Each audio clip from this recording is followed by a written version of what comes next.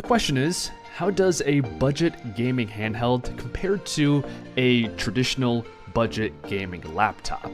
This might seem obscure, but I'm sure somebody out there is also thinking about this comparison, so let's go ahead and stack them up side by side in this video.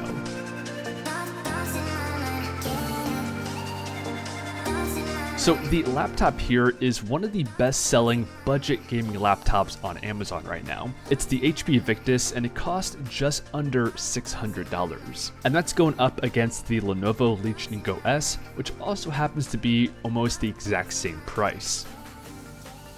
Now, between these two devices, there's a huge difference in the usability and the form factor here. Most of us are pretty familiar with the laptop form factor, and here I'll just remind you guys that gaming laptops are pretty big machines. So they're not super portable, and aside from the laptop itself, when you actually want a game, you really need to have the laptop plugged in and using it with some kind of external mouse.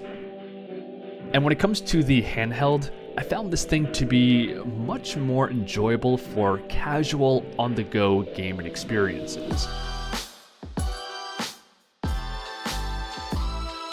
And another key difference lies in the battery life. So I noticed that the handheld, while not having fantastic battery life, it still is noticeably better than the laptop. And we're talking roughly 1 extra hour of gaming time on the handheld versus the laptop, and you can charge the handheld via a normal USB Type-C cable, all of which have a pretty big impact on the final day-to-day usage of these devices. I would say the only real area that the laptop has the form factor advantage is when you want to sit down and do some more intense, maybe competitive gaming sessions. That's when the full keyboard, mouse, and bigger display come in handy. Now, one of the big reasons why the handheld is so much more power efficient than your average gaming laptop comes down to the chipset. The Legion Go S uses the new AMD Z2 Go APU, which essentially is a CPU and a GPU in one chip. But one of the core advantages of an APU is the increased power efficiency compared to having two separate chips. But when it comes to raw performance, having a dedicated CPU and GPU usually delivers better results. And the HP Victus utilizes an AMD 6-core 7535HS CPU and an NVIDIA RTX 2050 GPU. And as expected, when it comes to raw performance, the laptop here does have a clear advantage over the handheld.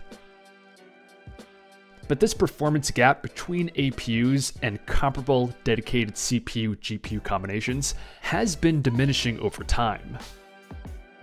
And outside of the benchmarks, when I actually jumped into some gaming, what I noticed is that when it comes to 1080p gaming, the laptop can manage high settings and pull roughly 90 frames per second. And the handheld can manage about 60 frames per second 1080p medium settings. So like I said, the laptop is still the king when it comes to the maximum performance per dollar spent. But considering all of the advantages of the handheld form factor, like the built-in controls, the portability, and the sheer fun factor when actually using the device, I essentially found that it delivered good enough performance to make all of the games I tried very enjoyable. There was really no game that I preferred or needed the laptop in order to run.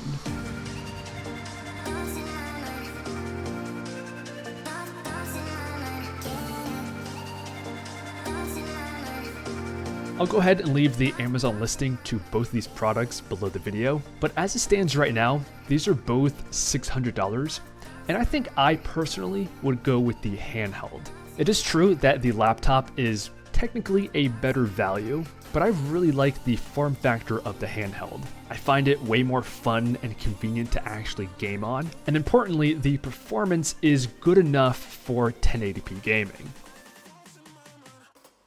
I think I would only pick the laptop over the handheld if I was looking to do more competitive, serious gaming. Otherwise, I'm choosing the handheld. But let me know your take in the comments below, and I hope to see you guys in the next one.